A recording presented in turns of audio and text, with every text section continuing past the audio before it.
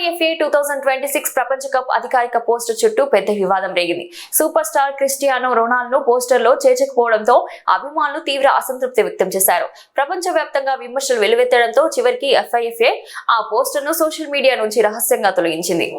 FIFA విడుదల చేసిన 2026 ప్రపంచ కప్ తొలి అధికారిక పోస్టర్ కానీ కొన్ని రోజుల్లోనే తొలగింపబడింది. కారణం ఫుట్బాల్ లెజెండ్ క్రిస్టియానో రొనాల్డోను పోస్టర్లో చేర్చకపోవడం. ఇప్పటికే అర్హత సాధించిన జట్లకు ప్రాతినిధ్యం వహించేలా ప్రతి దేశం నుంచి ఒక్కో ఆటగాడిని చూపించేలా పోస్టర్ డిజైన్ చేశారు. పోర్చుగల్ తరఫున బ్రూనో ఫెర్నాండెస్ ఎంపిక కాగా రొనాల్డో కనిపించకపోవడం అభిమానులను కడుపుమంటకు గురిచేసింది.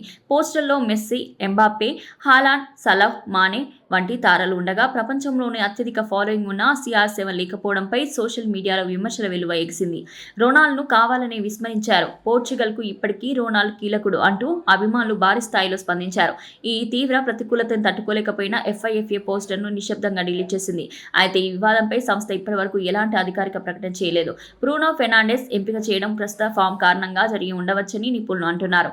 అయినప్పటికీ 40 ఏళ్ల వయసులో కూడా అద్భుత ఫామ్లో ఉన్న రొనాల్డోను పోస్టర్లో చేర్చకపోవడం FIFA తప్పిద నిర్ణయంగా ఫాన్స్ భావిస్తున్నారు. పోర్చుగల్ ఇప్పటికే 2026 ప్రపంచ కప్కు అర్హత సాధించిన నేపథ్యంలో CR7 తన రికార్డు 6 వరల్డ్ కప్ ఆడే అవకాశం పక్కాగా కనిపిస్తుంది.